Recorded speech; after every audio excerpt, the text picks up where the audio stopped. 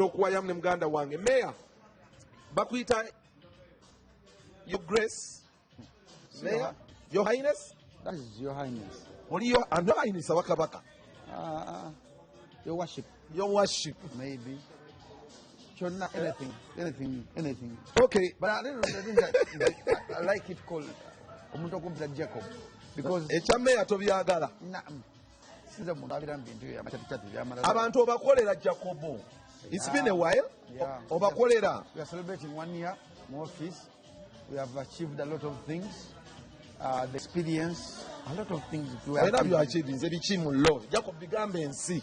Amanyi sokera ddala nti twayenga ebyobufuzi nga tuva mu ndongo abasinga obunyi ne banyiiga nti omuntu ovoota mu ndongo nayina ebyobufuzi kati mu byobufuzi ng'obadde mu ndongo wayigira ku ssomero okitegeera oli mu kukola oweereza abantu nga woyiga tusobodde okutaasa enzigi z'abantu tusobodde okutaasa abaana be baleepinze tusobodde okutaasa abazibe tusobodde okutaasa enguudo muzizimba Yakobo obuvunaanyizibwa bubwo Meeya tukoze enguudo tusakidde abantu a lot of things because obubavu bungi how ndowooza buli omwaka onkona ku luggi kati the prices are so high obubavu bungi abalonzi bakulabanga soda ne sabbuuni bananodane nti so how do you endure that obiyitamu otya obiyitamu oba omanyi nti mbamu ebintu ebijja mu life yo ng'olina obeera kumaki obyetegekere obikirize obitwale kubanga ogenda bitwala you end up nga gwe kenyininyini gwe mubi okitegeera so Dembe eri supportive we bukyanga tolina kuba kumpe oba kuyita mu meeting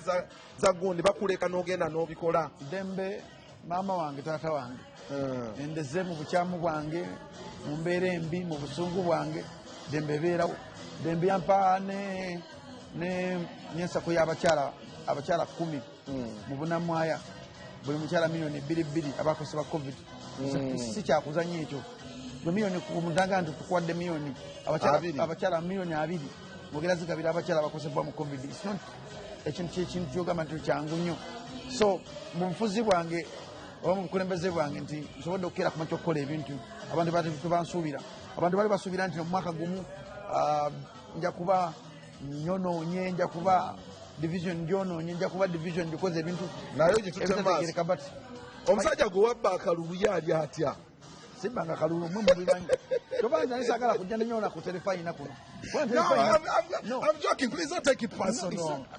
I'm just joking. Teri kutisimu zesafunyeeko nanze show yeeno roundabout neno ligayi bamukita batya bamita batya Simon mwe mwasinga okunkuba nnyo nemba tunyewendenga na Yakobo anyway, that's life. No, my omuzungu agamba what doesn't kill you makes you stronger. My dear, nenjiga ekirala ntino at times abantu ba media wakulanga ogenda abantu wali takusuubira fuba nnyo okulwanisa okumewo mu level ziri zakumanyiddemu mubeere mu level yemu nekatazivaamu dda twazivamu nezizibaleke negamu mutobe n'obuzinda resigning a media agenda okolera abantu someone says this is making you more busier. My dear, nokukola ku radio mba mpereza abantu esaawa zo tuli mu kuweereza abantu kuba waliwo abantu abamu nga tebamanyi industry wefaanana okitegeera nga tuba tuweereza abantu twatandika okuweereza abantu nga tukyali baana bato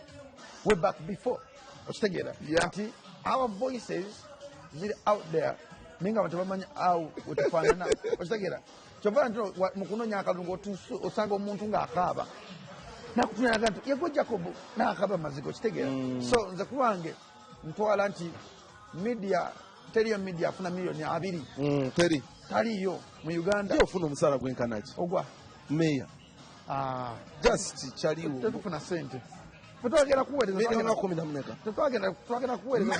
sente. Ladies and gentlemen, nine Yakobo and tuli ku Attic Wine and Spirits Lounge. Aziza John birthday njanga kwagaliza birthday nungi. Yesterday was your birthday. Today actually no tingi do lunaku lulala naye nga wana agenda tegeka wakabaga kwa Saturday era agenda yimbira abafaani mwenna bw'obanga oli faani we ng'omwagala nga Azizi agenda bayimbira bwe mubanga muzaalibwa mu guli mwezi guddako is going to do a show free show yandibadde y'okusasula emitwalo 5 so you just come if you are born that day come and enjoy. He's going to say for you like native so it's giving back. Thank you so much Azizi. Now, olunaku olwaleero nga ndagambye nti today marks the last night for us working at night ku roundabout until we get it back with a new name gye mugenda okutegeera tujja n'amaanyi mapya. We want something fresh. Twagadde tutunule mu endongo nga bwe zeetambula ebibadde bitranspiringa.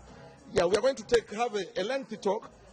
Mufune ekinyusi ekisooka Yakobo ekitrendinga ye Spice Diana issue ye n'omuvubuka agamba nti yatta mukwano gwe era baagala bwenkanya jo we are with him. Muvubuka ono n'omwalo oyo bagamba nti okumanya batuufu waliwo n'eddoboozi nga naawe oyongerazaako nti kirooje ekyo era muli batuufu temuzikisa muliro. Where do you come in, by the way, as somebody gwe meya atwala ekitundu mwe bali abaana? Who is right, who is wrong, and which side are you? Kubanga kyemanyiyo olina ekizibu kya conflict of interest. Spice abadde kawalako gwo kanakyalinze. Now, right now you're within who is wrong, who is right. What is happening? What is happening? Jackster, omanyi omusango gwa mada si musango mwangu. Musango gwa mada gwe musango okukyasingirira kubeera omuzibu. But end of the day ngekyemmanyi kino Katonda tali yanguzi. Katonda abeera ne reason lwaki buli kimu kyapeninga mu bulamu.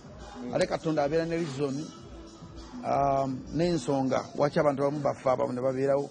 Nti Jackster nze naawe tetumanyidde we tulifa. But Katonda akebera kalinda yaffe n'agamba nti Jackster agende. Even if oba ogenze otya oba ogenze. Even if oba bakubye bomb of food accident oba ogenze. Ekimatalinga gwasigaddewo omulamu ekimatalinga nti omuntu atuuka n'afuiti n'ava mu muntu n'agera mu tuluba ly'omugenzi. Omuntu oyo aba mu spiritual world. Osegeera waliwo yagamba nti omuntu tattibwa. Omuntu tattibwa. Omuntu tattibwa but end of the day, at the end of the day nti omuntu asobola okuttibwa kuva dda omuntu attibwa. But end of the day precaution z'omuntu oyo ng'attibwa ng'ezijjaku. Bw'otudda mu mawanga ag'enjawulo abantu abasinga obungi balina enziika gye baziika ng'egera kuleetera omugenzi okuleeta amazima. Okitegeera ng'egera kuleeta omugenzi ng'ajja kuyayaana paka wanaafuna amazima. Ne bamu bali abagamba manyi ku lw'ensi okutambula ensi Katonda watu wasazeewo katukyesonyiwe. Ne bamu bali agati tetuli bamativu omugano omusayi gwaffe teguli ngeri abantu abo balina engeri gye babaziikamu. Enziika yaabwe ereetera omwoyo gw'omugenzi okulondola omuntu oyo amusse n'abeera nga ajjayo amazima n'amumalako emirembe yekanagye n'agamba munnange kyekyo kiri ku ba Spice kati no omwana oyo alondoola kubanga ekintu ekyandisirise naye kikomawo. Ekintu ky'aba Spice ekisookera ddala andi meya w'Ebunamwaya division y'Ebunamwaya taata w'omwana wamu n'omuwala gwe bayita Ketra eyandikodinga basangibwa mu kyalo kye bayita Ngobe kyekimu ku byalo ebikola okuddizaawo Bunama division. Taata w'omwana oyo atuula kakiiko ka LC1 era taata w'omwana oyo ku kakiiko ka LC1 akabaddeko bbanga ddene ate mutaka ewaffe gyenva w'amaanyi. Nze wenyingirirawo nali tuva Congo tujja tuli Fort Potro twali ne badijja Mayiko bakabako tuli mu Fort Potro omwo nga tuva Congo eyo. So ne bajja ne baŋŋamba kyali wase omwana waffe mukusogera saabifaako nnyo naye n'okuddamu ekisimu y'okubingamba mukono gwe yayise omwana waffe mukwano gwange ki nesaabifaako nali nze awalukyali wange embeera naye bamwita Ronald omulala bamwita Disan kansala Disan wakiikira nfuufu bangi betwali nabo nesaabifaako nnyo kati luvannyuma nnyo nga tuvudde Fort Portal tukomawo mu Kampala bwenategeera nti nno waliwo omwana afudde ewa Spice Diana n'omukulembeze ng'ate omwana wa Sidoni wange nenanga okunoonya kubanga yampa lipooti yaŋŋamba nti chairman we yafiiridde omwana era omwana we bamuziise mu Ngobe tulina Ngobe Central oba Ngobe B nenga nebuuza chairman nti nenanga okuba amasimu kati chairman gwe nakubira wa Ngobe n'aŋŋamba atuka akakiiko kange yafiiridde omwana we yafiiridde wa Spice nganze ngewe manyi Spice Diana wamu ne Roja nenkwata essimu yange nenkubira Roja nembuuza wa bangana omwana omu owebunama yafiiridde wa mu bituufu nanga ajja kubulirida wano kandi ku division naye jangu nenkwate mulo nembuga mu period eyo nali supposed ku meeting taata w'omwana njogere naye naye kandi nali caught up n'ebintu bingi nnyo saasobola ku meeting taata w'omwana ngenda okutuuka ku division nga ataavuddewo weyavaawo konze kwekubira looja wenakubira looja nangamba jangu ngenda okutuuka ewaabwe nga taata w'omwana oyo ali ku kkuba eryambuka wabalooja wabambuka ku nyumba ya Spice Dana kubanga nali sina kubeera introduced eriye naye omuwala gwe bayita Ketra muganda we katunatuuka awo waka nemaga nenkonkona alooja taliiwo nenkubira looja mugamba wali ntuusa ntoliiwo nangamba ndi wano kagundi kanakakola webakolera ipi ku Cubana nenvuga emmotoka era muzeeyi yali akola interview yo taata w'omugenzi nemubuuzaako nemugamba nkola musiza ssebo nenvuga nagenda ku Cubana nempuliza saidi za looja wawuli aka voice note akatambula natwala off nga ndayira nga meeya obanga chairman w'ebunamwaya nga ndi okuprotectinga ebintu by'abantu b'ebunamwaya wamu obulamu bwabwe n'ebyobugagga byabwe na buli kimu kyabwe ekintu ekisooka okunzira ku bwongo bunamwaya division ng'omuntu even if omukwano ku looja ne ku Spice Dana nsooka protectinga kitegeeza singa looja balina omukono mukutu omwana ojja basiba gwe kennyini wulira in the case I'm assuming sisobola basiba because you will follow it up nzijja sitole nkunyonyole tonvuga speed nosobola kuvuga so nganze omukulembeze sooka kufa nnyo ku muntu ava ebunamwaya omwana oyo ava mu bunamwaya division mu kyalo kye bayita Ngobe natwala obuvunaanyizibwa bwange ng'omukulembeze ne ntuuka ku poliisi unatuuka ku poliisi nasangawo taata wamu n'omwana oyo gwe bayita Ketra tuwanvuye emboozi tugimalire mangu kati Ketra nandikodinga ku simu amuli ekibinsi kya Spice Dana nandikodinga weyandikodinga nesakifaako nnyo nga kikulu mba ndi awo nga Ketra eyandikodinga oyo yafiirwa muganda we ng'akuta eddoboozi lyange aliwadde looja eddoboozi lyange mwere eddoboozi there is a statement where you say okusinza ku byenda ba looja alayika yasse omwana akuta eddoboozi lyange aliwadde looja oliwulya statement eyo natta omukono gwange gwa looja ne Spice Dana eddoboozi eriri ku side ku protectinga muntu w'ebunamwaya ku findinga justice eri omwana eyafiire owabalooja otegeera hiyase naye ngenda okukeera kumakya okunoonyereza ennyo ng'ebintu bino birimu abantu bangi birimu abayimbi birimu bapolitician birimu abantu abaliraanye Spice Dana abaagala Spice Dana atunde flat ye abaagala Spice Dana adde ku zero flat ye ate waliwo n'omuntu ayagala okusuubula omusango ogwo akutekinge over waliwo n'omuyimbi ayagala okukeera nga Spice Dana obulamu bwalimu bumuluma nga yali emabega okupika ekintu kyona kyona but enodadde nti wenategeera nti omwana oyo akutte eddoboozi lyange ate nga nze omukulembeze ngezaako omulwanirira nendabira nti ekintu kyendimu kinene era nagenda nemugaa nti omanyi kyewakoze kibi okukwata eddoboozi lyange n'oliweereza looja gwogamba nti noyatta muganda wo nze ebintu byammwe mbivuddemu because ondaze bwoba ngaokutta eddoboozi lyange Jackster n'oliweereza Jackster ate agogamba nti noyatta muganda wo n'oliweerezawadde bali desperate there's what we call oyo mwana Ketra mune byabufuzi mukulembeze politician nze ndi politician bebamu ku bantu ab'amaanyi mbunamwaya nkubuulira someone going to say you're trying to come clean with Roger you're trying to put a act kankubulire nze muntu ayogera ekintu kyempulira ku mutima gwange I don't give a damn about Roger Spice Dana sifa ku mukwano gwe kandi kankubulire ebyaddala olabagamba wabakalu n'okigumira I don't give a damn about people what I give a damn about myself and my children plus the oath which I took as a person. So okay, bottom line, when you see come to my mind, why now when Spice is on the peak of her career? Omwabe waliwo ayagala otwala enjuyi buli wetemagana waliwo gwe kiruma muganda wange birimu abakulembeze abamu otunula n'ogamba birimu n'abakwano kwa Spice Dana ne Roger ate nga baseka naye buli nnaku neswakira makyaga mati ogunne because omusango gugenda mu kkooti ogunaagenda mu kkooti amazima gajja kira ku makya gaveeyo nze kyasinza okunyiiza omwana oyo okudda ku tv emu n'agamba sikomenya kulwanirira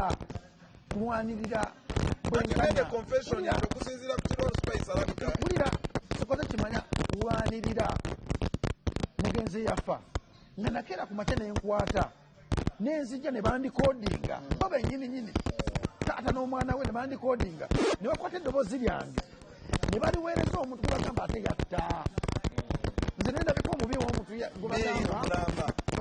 That was my work because I'm there to defend the people of Bunamwaya. How do you see this ending? I don't see for you because I was interested. I was interested in Are you making it? Yes. Obviously.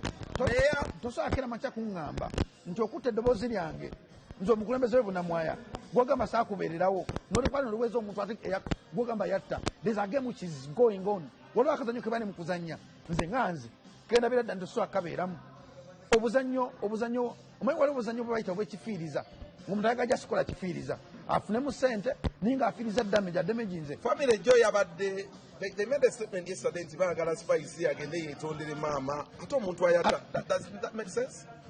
Kati nze omusango nagugenda mutto nnyo deep ngenda okutuuka okwogera byenayogera mulina mu ka audio nga sisose kunoonyereza nnyo ngenda okuguyingiramu ennyo nga gulimu abantu bwe weewuunya n'obuuza ono omuntu aseka n'ono bulijjo waki akeera ku makya omwagaliza ekibi.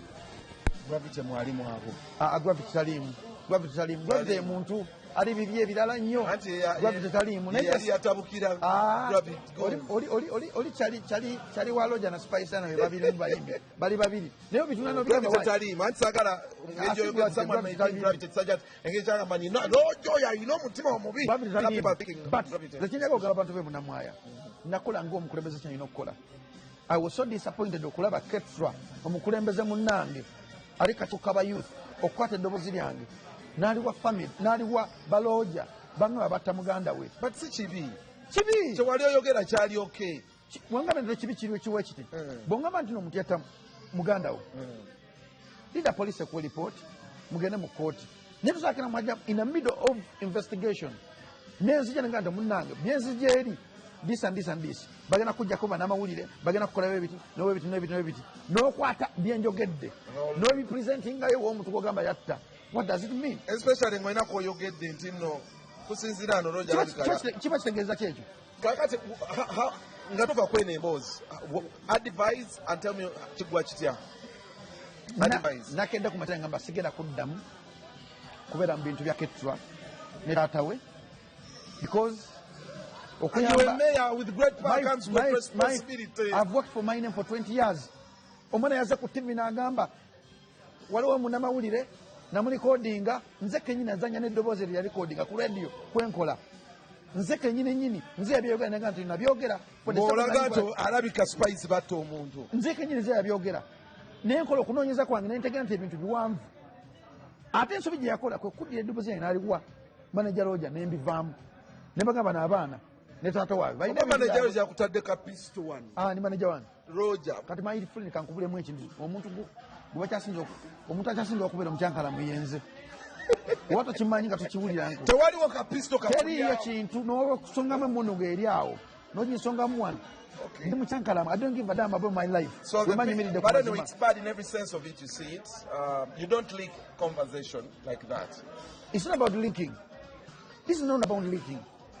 Kwekunzanyisa katemba bonna kwera macha kutegeera ebunama bamanyi nti ndi mulukwe nabadde mulukwe lokutta omwana ninga audio egamba mbawa magezi engeri gye bayinza okukera ku macha okulwanamu ne balooja guno okwata audio kanke kuwa magezi n'okaweza ate omuntu kugamba yatta omwana ngenda okunoonyereza nti olina forces enjawulo ezikuyamba kukola ebintu ebyo. Nze ndi wa Nuupu nagira ku independent ng'omuntu bali ba DP ate bakulu abalwana bamaanyi mu Bunamwaya okitegeera kati nze kati kakubule mulimu omuntu agamba nti ojjako be yali mudongo aveeri najja n'afuuka omukulembeze ajja ate n'okufuuka omukulembeze oyo ng'avudde ne mu bidongo okitegeera bogera okulaba entalo ze nnina nnyingi ng'omuntu eyo togyetaaga katugende mu maaso let us freshen up a bit. Azawi had a show. Massive show. The baddest one. Did you see this coming? Yes, I knew. I knew Azawi jakera kumachako lechi dochewunyisa. Just wakubanga nti I was so disappointed because Azawi ava mu kowa ya industry ya Uganda wansi ddala. Nti yali backup artist nga backinga bayimbi mu studio.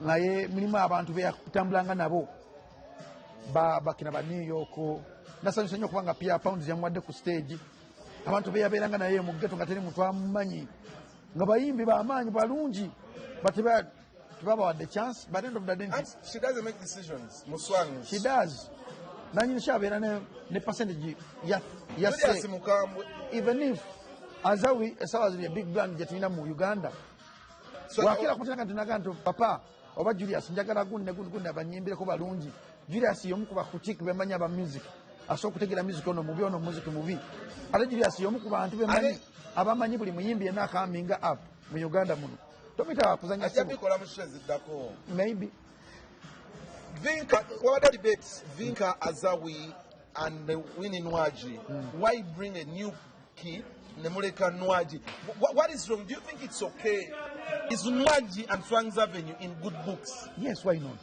Swang's Avenue ne Winnie Nwaji kankubemu ekintu kiri fane nti Winnie Nwaji yali supposed to kukolebwa show ng'atazaleta n'akukeera makya kujja covid najja never stepping back bw'otunuulira engeri Julius oba Swang's Avenue gyekolamu ebintu byayo ekola ekintu kyotaswakira makya kulowoozaako fena twali tumanyi nti yes Winnie Nwaji balina omukolera show but nakolaga nti Winnie Nwaji amulesaawo kiri okulumya abantu because you see the people who think okumanya amanyi Winnie Nwaji has been there she has tested the test of time mukolere how do you bring an underdog because Azawa has been an underdog over Nwaji no mukolera show over Winnie Nwaji actually waliwo an analyst eyali analyzing embeera za Nwaji okweyambula okukola biki nga labomu angamba psychologically it looks like a girl who is frustrated awulira nga waliwo kye bamudinayi nga n'agamba ye nfaaki lately the way she responds to media ayina that seguya I don't care attitude which depicts nti waliwo ekitamusanyusa naye nga he has to ride with it kati kankubulemu ekintu kimu jakista omuyimbi muntu omuyimbi anyiiga omuyimbi akaaba omuyimbi muntu ng'omuntu omulala omuyimbi abeera n'omuze gwe ku nsi emu kaffe fena nabali ku TV wano buli muntu alina omuze gwe naye nga ffe kamera tezituliiko tosobola kutegeera mize gyaffe kati Winnie Nwaji kamera zonna zimuliko because celebrity because muyimbi nti Winnie Nwaji yoyo omutuufu gwolaba ye muntu ayogera point blank ta pretendinga kiri eri gwe okumwagalirayo oba obutamwagalirayo by the way nti tulekera okukeera ku makyo okutunya abayimbi nga bantu abatakola mistakes are common naye Yesu yakola mistake nakuba abantu mu church emiggo okitegeera nti buli human being ali ku nsi katonda yamuteekako yamutondamu n'ekintu ekirimu ye ngaswakira makya kikweka kati waliwo ebintu ebimu Swang's Avenue bitaswakira makya gana Winnie Nwaji ebimu defining this is me that is Winnie Nwaji because he's a celebrity temusubira kera makya kuvuma promoter so yanyiiga how honestly watch that show why would you deny Nwaji show Nwaji abadde n'ennyimba by the way she has had songs and because of the legendary legacy she's trying to build I think ayina abantu basobola okusika she doesn't need a hit because Nazawi yasooka n'asirikamu amaze kulaata olwa gospel baluyita bata this is your year najja ne album well Nwaji has been giving us something nawade ku Instagram nawade ku Instagram yananga the greatest of all Winnie Nwaji don't joke with her when it comes on stage performance she will kill you hands down dear Swang's Avenue we need Winnie Nwaji live concert in 2023 that is next year the Gogo Cricket Oval Winnie Nwaji already akakasa kyabuzayo ekintu kyemu kola concert abadde n'olimba malayika Swang's Avenue okuleta Azawi eri company erina goals zaayo erina ambition zaayo erina okugezesa kwegezesa nti kyekirimu okeera ku makya okuba nti no kampuni ya etunda amasimu erina simu 3 eziri ku promotion nesalawo okulonda akasimu akabiriiti ak'emitwalo 3 newebuuza lwaki tekiteranga samusanga oba bakibakiteranga iphone wakiteranga iphone kubanga iphone abantu bajagala nnyo naye ina reason why wakiranga ti demand eri ku kabiriiti nti kabiriiti kabiriiti kasa okujja musa ya muntu yenna kati wininwagi yakakasa yomu ku bakyala bakyasinza okuyimba emikolo yomu ku bakyala bakyasinza okuyimba corporate gigs yomu ku bakyala bakyasinza esaawa zino okubanga batunda azawe myaka 3 mu industry toli konkushuwa nti numbers zalina ku social media eze omuntu yenayina agezesa alabe brand zalina zimalako yandibadde akola nga swangi za vinci yakoze okokera kumakya okukola concert okozesa omutono olabe exactly abantu ba appreciating azawi ebbanga lyajjiridde kubanga namba ziraga nti winmagi wakabi okusinga azawi market wise bwogenda yekyamusinzaako esawa zino there's something which is created ku azawi nti azawi alina akatale gyebagala omutwistinga okutunda international market osera kyova nti akola interview ku zi tv ez'amaanyi winima gizatakola osege waki ekiro kikomplainingako nti lwaki winima kitagenda nko kutwesikola interview waki winima kitagenda ku bbc kola interview wetubadde tuli wano off camera nkugambye nti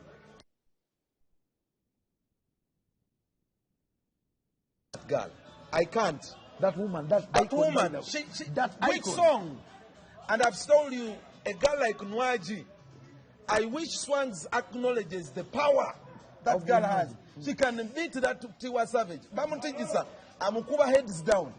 Nwaji is exceptional. I don't know Manze Chiraba as a car. That girl is out of this world.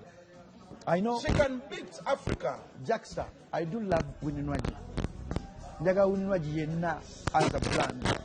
Character ye, music we, empisa ze, straightforward okitegera naye waliwo ekintu kiyitibwa international brand ne local brand tukize tugambe tiwulinwagi ku ground wakabi okusinga Tiwa Savage but Tiwa Savage is an international superstar otuba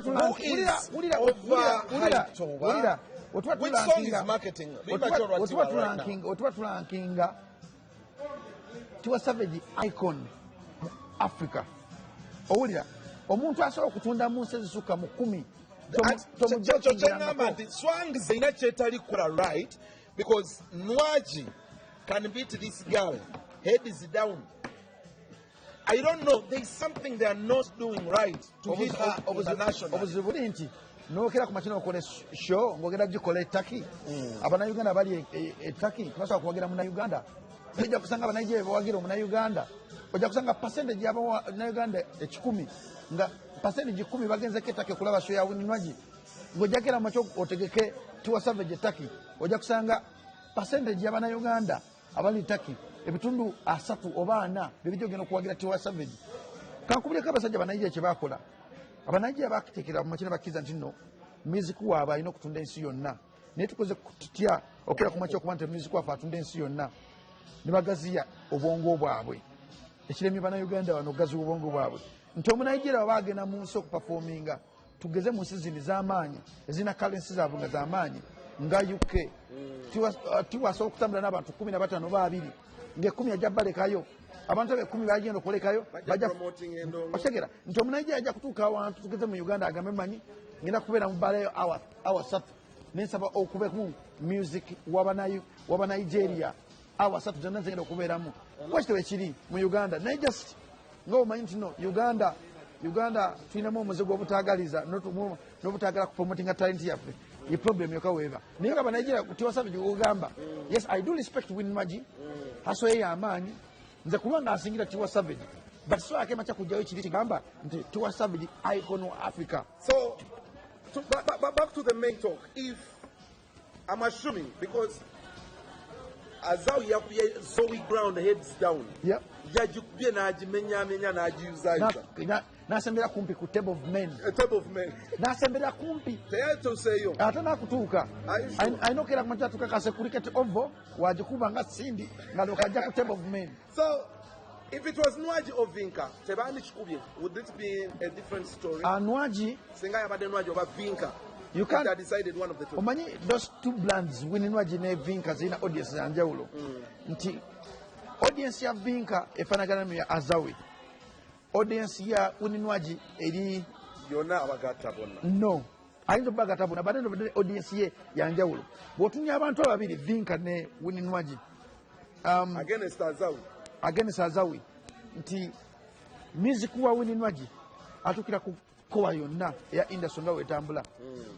Music wa Winnie ojja musanga baana abato, ojja musanga mbakazi, ojja musanga mbasajja, osanga ate Azawe ng'ojja musangako mu baana abato kitini, omusangako mbasajja kitini ne mbakazi kitini. But end of the day nti brand nene okitegeera nti brand ezo zonna woosekera ku makya nozikubaganya otuka kyera nezikusobera.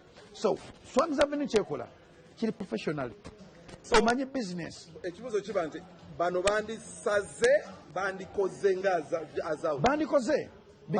bandikoze nzikiriza nti Winnie asobola okukeera makya okujuza cricket ovo as me. Ate Gondi Vinka. Nzikiriza Vinka asobola okujuza cricket ovo. What is beautiful that Swangz is doing? Kikyekola. We need to bring it to that level. Erina ekyenjawulo ky'ebyokukola. kankubulemu ekintu kimu nti Swangz Avenue y'emu ku organization gye nalinda bya music eri profession. Eri profession. Weloga nti no abantu abali profession musically, that is Swangz Avenue. Otuka mu Swangz Avenue akawoko kakaliwo kakuwa nti bali profession. They know music is business. It's not passion even of the truth. Yes. Nti tuyimba kunyumirwa. Yes. Bo bakola sente. Bali profession, they're making money, a lot of money. Kubanga ko musajja ayina Buzz Music Awards, ayina abayimbi basatu abaliko, ayina shares mu TV ne radio ezimu, Bakola obulango. Bakola Advertiser bagenda okugula. bakola film, bayina film Video ya graphics gye bakoze nga film. You joke with those people, they make a lot of I want millions. to wind up the show, but before, bingi banaye. Yeno sasa Derek nyongera ku budde. Derek nsonyiwa kwa. Derek Sekimpi Sekimpi. yazeeyo ku telefina. Yakolye. Eri Derek banaye. nyongera ku budde Alex. Sola yazadde wa sola Derek. Sola acha installinga n'ebidde bya security company biche. Katumaliriza. Yaman. Kapale, I mean MC Mariachi. Yaman. Are Muslims getting too personal? Are they interfering with crafts? Byakola bikyamu ddala bayingirira oba basiraamu lunkudiiru nga eboogera oba they are right. Ku bintu mu nsi byo talina kuzanyirako eddiini, faibu z'omuntu, omukyala n'omwana, ebintu ebyo biraba biri sensitive nnyo. Bw'oba ogenda kera ku makya okukola comedy oba okola mu Allah, bw'oba ogenda kukola stunt mu music ng'oli wa gospel ng'ogenda gikola mu Katonda, Katonda tasaakira makya kukusonyiwa. Allah Katonda tebabazanyirako, tebabasaagirako, tebabakolerako comedy. Those people are superior. Eddiini kabira y'omuntu Ate kale kyabazanyira ku kabaka beene tubakolere kyabo. Kati kankubuliramu ekintu kimu, nze temmanyi nga nze because ntemukkiriza. Tribe y'omuntu, eddiini y'omuntu, omukazi, omwana tobazanyirako. Kati mu kufunza emboozi yonna Maria kyayinza okuba kukolemeddi we n'ebintu alina obiteeka mu bwongo. Ananyumisa abantu kuba bw'aba tayogedde ku Baganda atuyogera ku basiraamu. My friend, tuvudde nako era iteweddeko tolina sente, tolina sente.